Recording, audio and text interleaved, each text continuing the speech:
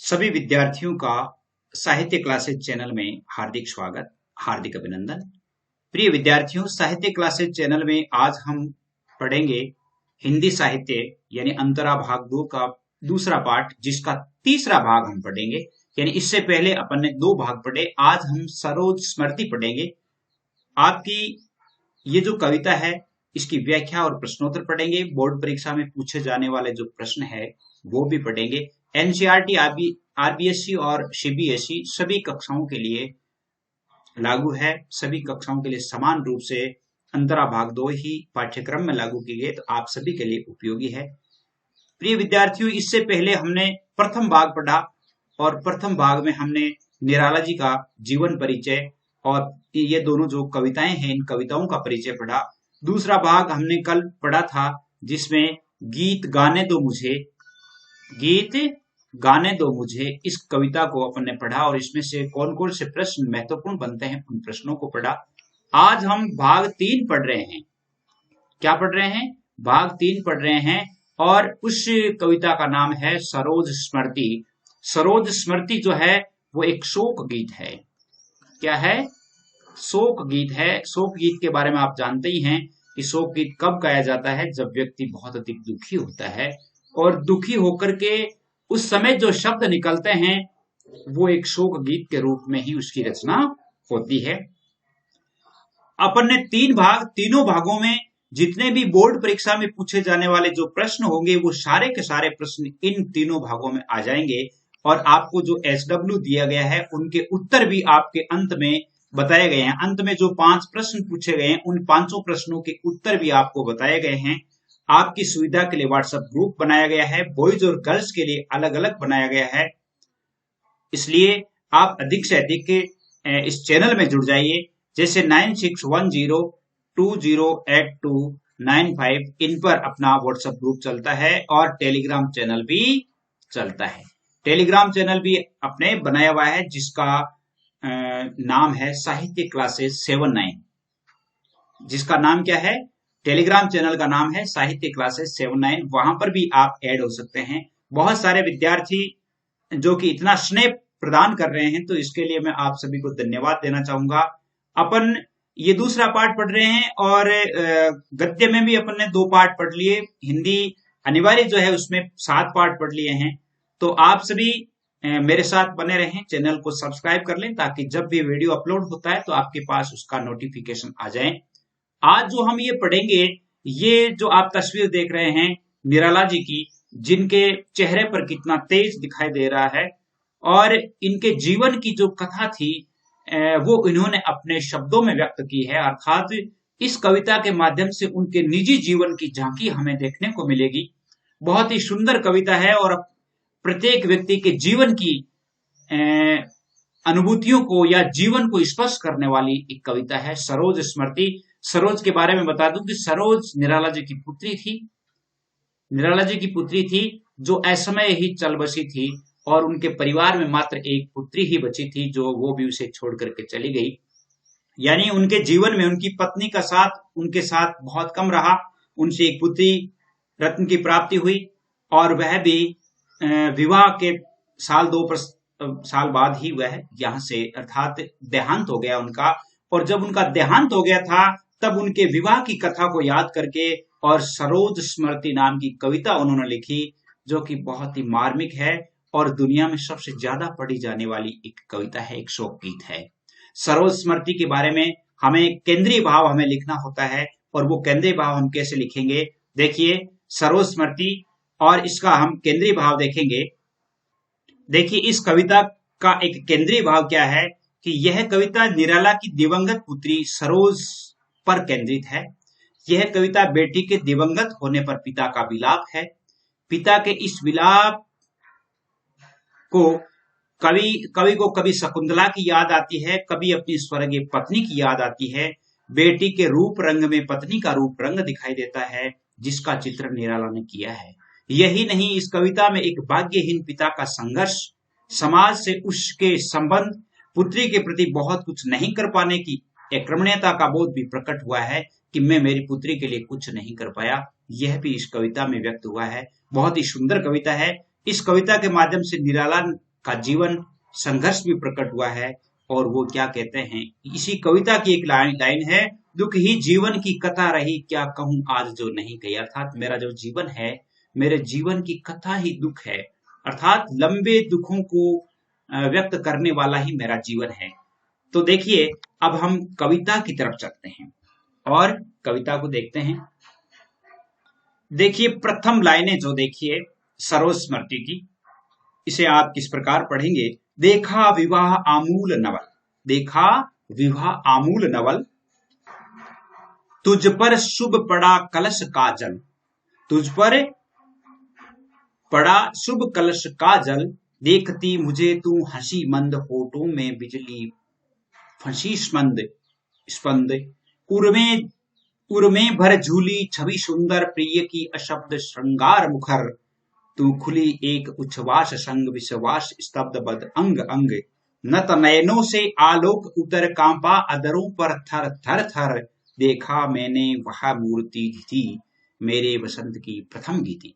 देखिए, सुंदर भाषा में लिखी हुई है, यानी खड़ी बोली में लिखी हुई है। और सबसे पहले हमें क्या लिखना होता है, प्रसंग लिखना होता है, फिर उसकी व्याख्या लिखनी होती है, फिर उसमें क्या क्या विशेष है वो लिखना होता है। देखिए, प्रसंग के लिए हमें क्या लिखेंगे कि प्रस्तुत काव्यांश है वो महाकवि या छायावाद के प्रमुख कवि सूर्यकांत त्रिपाठी निराला द्वारा विरचित सरोज स्मृति काव्य से लिया गया है या कविता से ली गई है, जो एक शोक गीत है। इस कविता में हम निराला जी के निजी जीवन की झांकी का दर्शन करते हैं और उसके साथ ही उनकी दिवंगित पुत्री का वर्णन भी इसमें किया गया है। व्याख्या को हम जैसे देखेंगे, आमूल, आमूल का मतलब होता है पूर्णतः, आमूल का अर्थ है पूर्णतः, नवल या नया। तुझ पर पड़ा शुभ कलश का जल, यानी जो स्नान के लिए जो पवित्र जल होता है। फंसी स्पंद, स्पंद का अर्थ होता है कंपन, थोड़ा सा देख लो इनको अर्थ। स्पंद का अर्थ होता है कंपन। उर में, उर यानी हृदय, उर यानी हृदय। झूली भरी छवि सुंदर, छवि का अर्थ होता है रूप। अशब्द, अशब्द का अर्थ होता है निशब्द कह सकते हैं या मौन।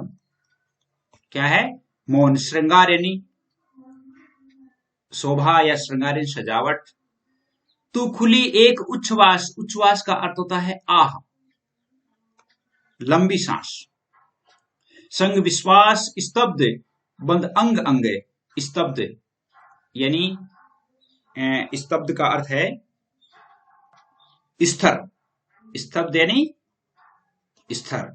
नत नयनों से आलोक उतर, आलोक, आलोक यानी प्रकाश, आलोक यानी प्रकाश। नत नयनों से आलोक उतर, कांपा अधरों पर, अधर मतलब हॉट, थर थर यानी कांपना। देखा मैंने मूर्ति दीति, दीति का अर्थ होता है प्यास। वसंत की प्रथम गीति, गीत वसंत एक ऋतु। अब हम इसकी व्याख्या करेंगे। निराला अपनी मृत पुत्री सरोज के विवाह के क्षणों को याद करते हुए लिखते हैं, संबोधित करके कहते हैं कि तेरा विवाह सचमुच नूतन था, पूर्णतः नया था। तुझ पर शुभ पड़ा कलश का जल, और विवाह के समय जब तुम्हें पवित्र जल से स्नान कराया जा रहा था, अर्थात कलश से जब जल तुम्हारे ऊपर उड़ेला जा रहा था, और पवित्र स्नान करने के पश्चात तुम मुझे मंद मंद हंसी के साथ मुझे देख रही थी। होठों में बिजली फंसी स्पंद, और मंद मंद हंसी के साथ साथ आपके होठों में कंपन भी था, अर्थात एक दुख का कंपन भी स्पष्ट दिखाई दे रहा था। उर्मे भर झूली छवि सुंदर, उर्मे भर झूली छवि सुंदर, आपके हृदय में श्रृंगार से सुशोभित वह सुंदर छवि है, वो सुशोभित हो रही थी। यानी तू कहना चाहती थी कुछ, लेकिन कुछ नहीं कह पा रही थी, और तेरे हृदय में आपका जो प्रियतम है उनकी सुंदर छवि है वो झूल रही थी, जिसे अभिव्यक्त करना अर्थात असंभव था। संग विश्वास स्तब्ध बंद अंग अंग, और आपके प्रत्येक अंग अंग में, यानी आपके प्रत्येक अंग अंग में बंधे बंधे से लग रहे थे। तेरी सांसें स्थिर लग रही थी, विश्वास स्तब्ध, विश्वास स्थिर लग रहा था। नत नयनों से आलोक उतर कर, नत नयनों से तुम्हारे नेत्र झुके हुए थे और उन नेत्रों से सौंदर्य का प्रकाश पृथ्वी पर फैल रहा था। नत नयनों से आलोक उतरकर, आपके झुके हुए नेत्रों से सौंदर्य का प्रकाश उतरकर फैल रहा था। कांपा अधरों पर थर थर थर, अर्थात आपके होठों पर, तुम्हारे होठों पर कंपन स्पष्ट दिखाई दे रहा था। उस समय मैंने देखा, यानी शायद तुम मुझे कुछ पूछना चाहती थी, या तुम्हारी मां का दर्द तुम्हें सता रहा था, या मां के का अभाव तुम्हें खल रहा था। मैंने उस समय जो मूर्ति देखी, अर्थात तुम्हारे सौंदर्य को देखा, तो मुझे ऐसे लगा, देखा मैंने वह मूर्ति अर्थात उस सुंदर सज्जा में जब तुम्हें देखा तो मुझे ऐसे लगा जैसे तुम मेरे सुखद क्षणों का प्रथम वसंत हो, अर्थात तुम्हारा ही विवाह है वो मेरे जीवन का प्रथम वसंत था। देखा मैंने मूर्ति दीदी, अर्थात तुम्हारी उस प्यासी मूर्ति को, यानी मुझसे कुछ कहना चाह रही थी लेकिन वो कुछ नहीं कह पा रही थी, और उस समय मैंने देखा कि मेरे जीवन का प्रथम वसंत है वो तुम ही हो। यहां तक तो क्या हो गया, यानी व्याख्या हो गई। अब इसमें हम विशेष क्या देखेंगे। पहली बात तो आप ये लिखेंगे कि पुत्री की मृत्यु के उपरांत लिखा गया एक शोक गीत है, शोक गीत है। दूसरी बात, भाषा सरल एवं व्यंजना शब्द शक्ति का प्रयोग हुआ है, व्यंजना शब्द शक्ति का प्रयोग हुआ है।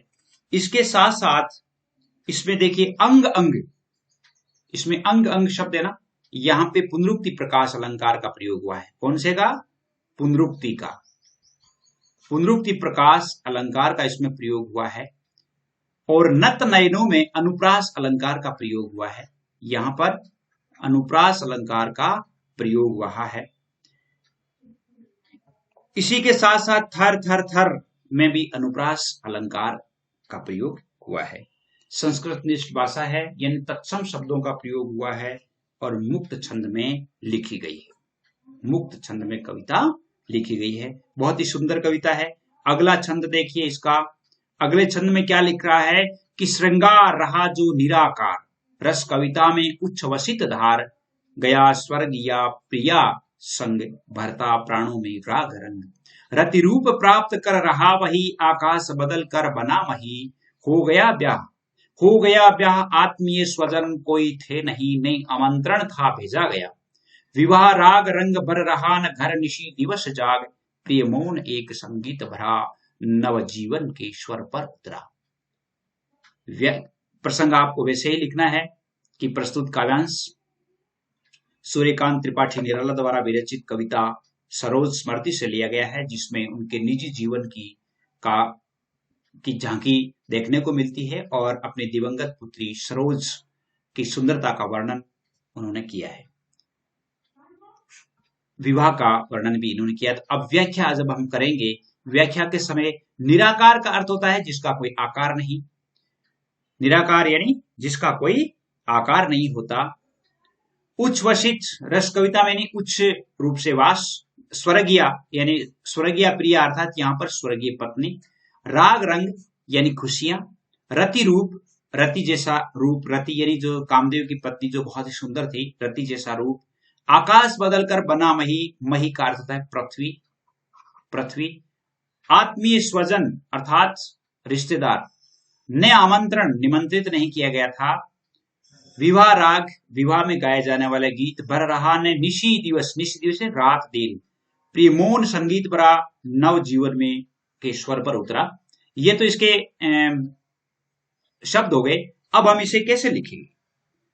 अब हम इसे लिखेंगे, कवि लिखते हैं, कवि निराला अपनी पुत्री के विवाह का स्मरण कर लिखते हैं कि विवाह के समय उसका श्रृंगार मेरी पत्नी की याद दिला गया। श्रृंगार रहा जो निराकार, अर्थात पत्नी जो आज निराकार हो गई है, उसका उसके सौंदर्य को आज साकार कर गया रस कविता में उच्छ्वसित दार।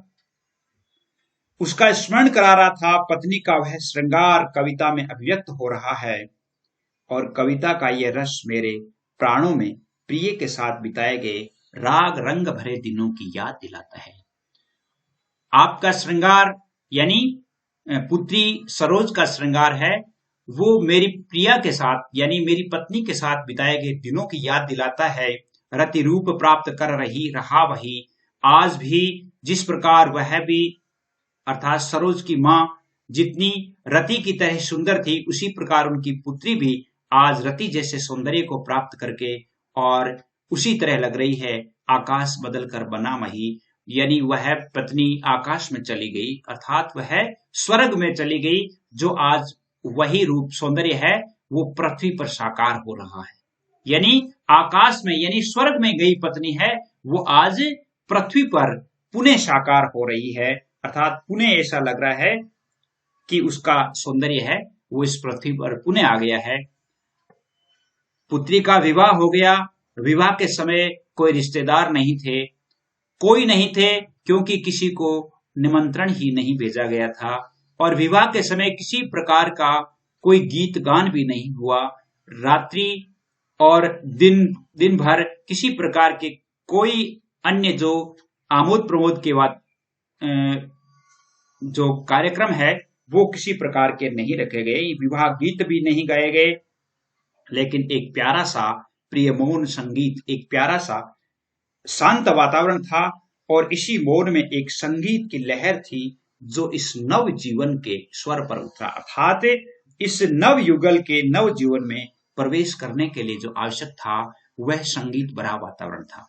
यानी हम ये क्या कह सकते हैं इसमें कि पुत्री के विवाह पर किसी को कोई आमंत्रित भी नहीं किया गया था, विवाह के समय किसी प्रकार के गीत गान का आयोजन भी नहीं किया गया था, लेकिन सब ओर से शांत वातावरण था। शांत वातावरण में भी एक दो युगलों का अर्थात पति पत्नी के सुखद दाम्पत्य जीवन का जो संगीत था उसकी अनुभूति आज हो रही थी, उसकी अनुभूति आज हो रही थी।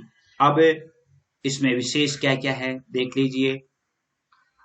विशेष क्या क्या है? विशेष में है इसमें लक्षणा शब्द शक्ति का प्रयोग हुआ है,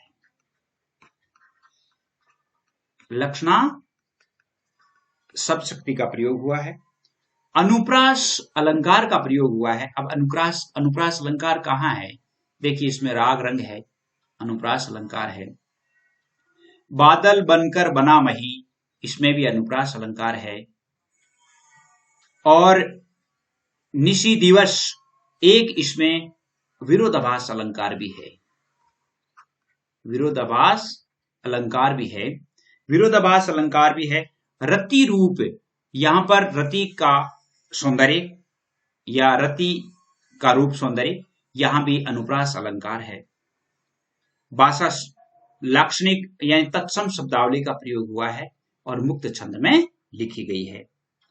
अगला देखिए, अगला है मां की कुल शिक्षा मैंने दी, पुष्प सेज तेरी स्वयं रची, सोचा मन में वह शकुंतला, पर पाठ अन्य यह अन्य कला, कुछ दिन रह गए तू फिर समोध, बैठी नानी की स्नेह गोद, मामा मामी का रहा प्यार भर जलद धरा को ज्यों अपार, वही सुख दुख में रहे न्यस्त, तेरे हित सदा समस्त व्यस्त, वह लता वही की जहां कली तू खिली, स्नेह से हिली पली, अंत भी उसी गोद में शरण ली, मूंदे दृग वर्ण महावर्ण। मां की कुल शिक्षा यानी जब तेरा विवाह हुआ तो तुम्हारी मां का देहांत हो गया था, इसलिए मां की जो शिक्षा थी वो भी मैंने ही तुम्हें दी थी, और तुम्हारी जो पुष्प सैया है उसे भी मैंने ही रची है, उसको भी मैंने ही बनाया है। विवाह के उपरांत तेरी पुष्प सैया भी मैंने स्वयं रचाई है।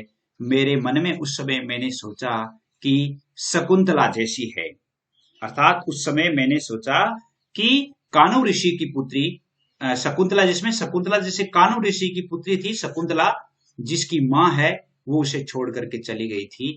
तो उन्होंने सोचा कि उस समय मुझे शकुंतला और तुम में समानता दिखाई दी, लेकिन फिर भी शकुंतला और तुम्हारी समानता में अंतर था, क्योंकि शकुंतला की माँ उसे छोड़कर चली गई थी और तुम्हारी माँ का देहांत हो गया था। कुछ दिन रह गए तू फिर समोद, विवाह के बाद कुछ दिन तक मेरे साथ खुशी से रह करके तुम फिर तुम्हारे ननिहाल में चली गई और नानी माँ की गोद में स्नेह प्राप्त करने के लिए पुनः ननिहाल चली गई। ननिहाल में जाने के बाद तुम्हें तुम्हारे मामा मामी का प्यार भी अनंत रहा।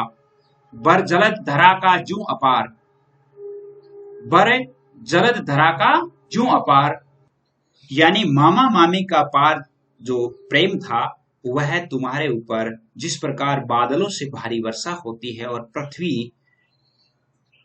पृथ्वी है वो एकदम प्रसन्न हो जाती है, उसी प्रकार तुम्हारे ऊपर भी ननिहाल वालों ने बहुत अधिक प्रेम और स्नेह उड़ेला।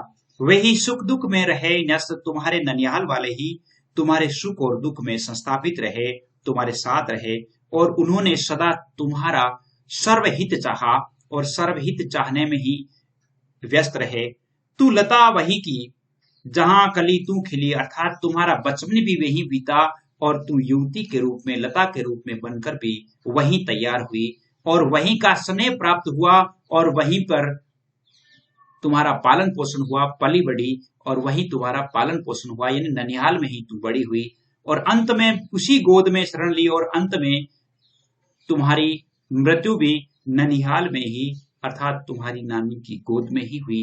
मूंदे दृग महावरण, और महामृत्यु का अपनी आंखें मूंद करके और महामृत्यु का वर्ण भी आपने वही किया, अर्थात तुम्हारी मृत्यु भी ननिहाल में ही हुई और तुमने ननिहाल वालों की गोद में ही ननिहाल वालों की गोद में ही तुमने शरण ली थी। मृत्यु के समय भी तू वही थी। तो यूं कह सकते हैं कि विवाह हो गया, विवाह के बाद थोड़े ही समय पश्चात उनकी पुत्री का देहांत हो जाता है। तो अब इसमें विशेष क्या होगा, देखिए इसमें विशेष आप देखिए, एक तो इसमें है बर जलद धरा को जू, इसमें उपमा अलंकार है। कहां है? इसमें उपमा अलंकार है। इसके साथ ही उपमा अलंकार है और जलद धरा का जू अपार, सुख दुख में रहे न्यस्त, सदा लता वही की कली तू खिली सनेस, अर्थात यहां भी अनुप्रास अलंकार है, अंत में उसी गोद में। यूं कह सकते हैं कि इसकी भाषा भी लाक्षणिक है और तत्सम शब्दों का प्रयोग हुआ है और एक शोक गीत के रूप में कविता को लिखा गया है।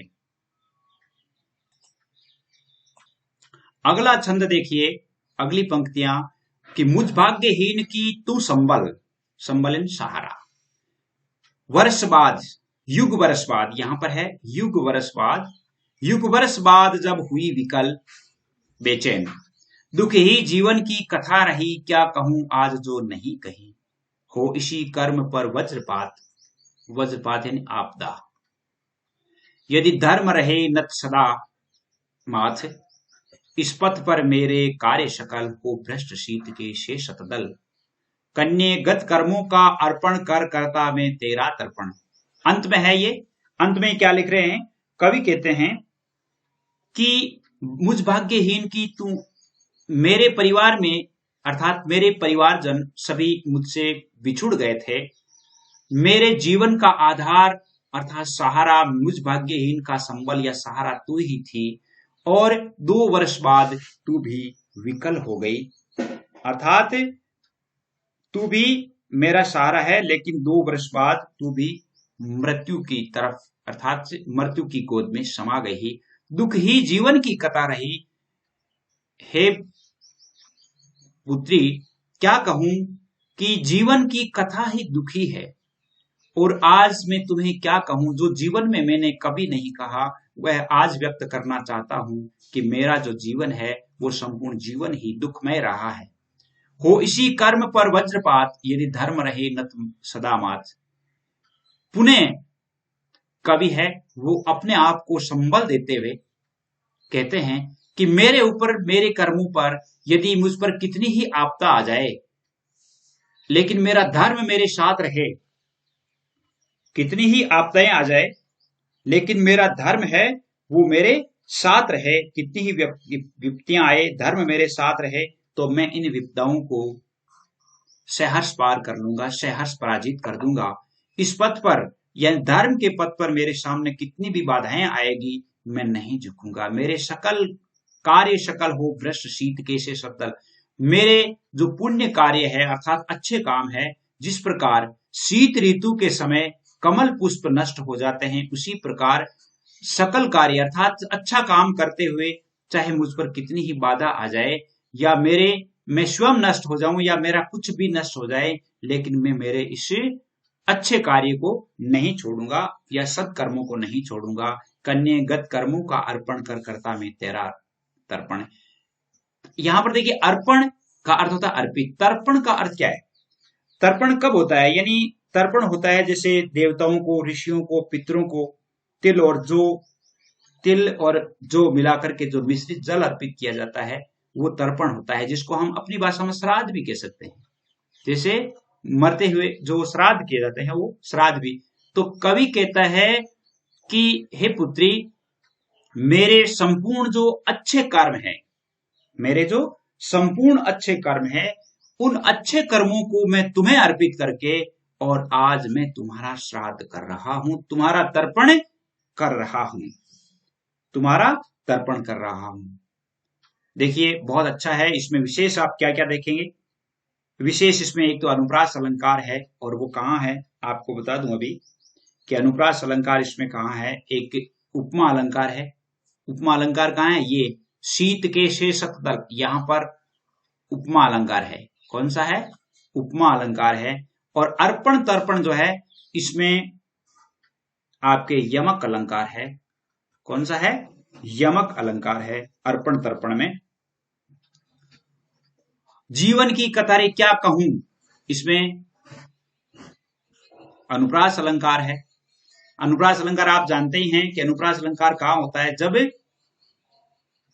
एक ही शब्द यानी एक ही वर्ण है वो बार बार आता है, तो वहां पर अनुप्रास अलंकार हो जाता है। आपके लिए जो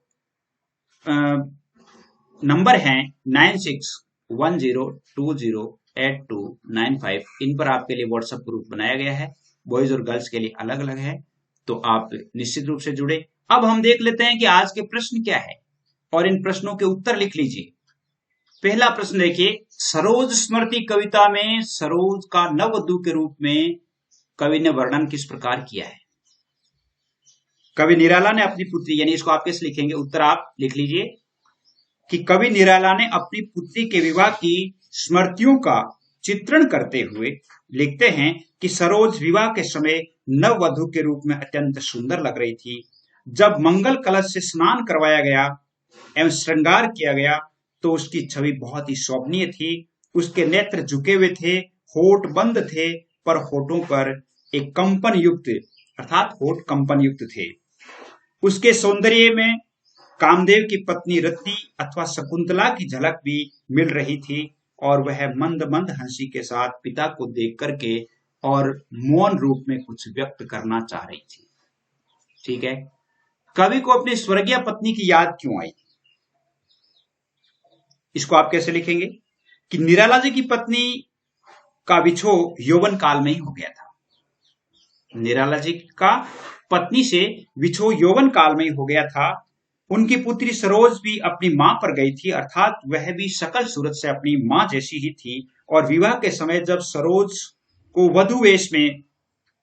वधु वेश में सज रही थी, तो वह अपनी मां के जैसी ही लग रही थी। उसकी मां भी विवाह के समय उसी समान सुंदर लग रही थी। अतः अपनी पुत्री को देख करके अपनी स्वर्गीय पत्नी की याद आ गई। वह लता वही की जहां कली तू खिली, पंक्ति का आशय स्पष्ट कीजिए। यहां पर कवि क्या कहना चाहते हैं? निराला जी ने अपनी पुत्री के बारे में वहां पर लिखते हैं कि तुम अपने ननिहाल में ही एक कली के रूप में खिली, और वही लता बनकर के अर्थात एक युवती भी वहीं बनी, यानी तुम्हारा पालन पोषण तुम्हारे ननिहाल में ही हुआ और वहीं के ननिहाल वालों ने ही तुम्हारा पालन पोषण कर और तुम्हें संबल प्रदान किया, तुम्हारे जीवन को आगे बढ़ाया। तो वही तो कली के रूप में खिली थी और वही लता बनकर के विकसित हुई है। कन्ये गत कर्मों का अर्पण कर कर्ता में तेरा तर्पण, पंक्ति के अनुसार कवि ने अपनी पुत्री का तर्पण किस प्रकार किया है? इन पंक्तियों के अनुसार भारतीय परंपरा से अनोखे तर्पण की बात कही गई है। अनोखा तर्पण कैसे है? अनोखे तर्पण की बात कही है कि भारतीय परंपरा के अनुसार विवाह के समय तिल और जौ मिश्रित जल से तर्पण किया जाता है, या यूं कह सकते हैं कि जो तर्पण या श्राद्ध जो है वो तिल और जौ मिश्रित जल से किया जाता है। लेकिन कवि कहता है कि मैं मेरे अपने जीवन के पुण्य कर्मों को अर्पित करके तुम्हारा तर्पण करता हूं, ये उन्होंने कहा है। समझता हूं कि ये पूरा पाठ आपके समझ में आ गया होगा। समझ में नहीं भी आए तो आप 9610208295 पर लिख दें कि मेरे यहां समझ में नहीं आया है। आज के लिए बस इतना ही। जय हिंद, जय भारत।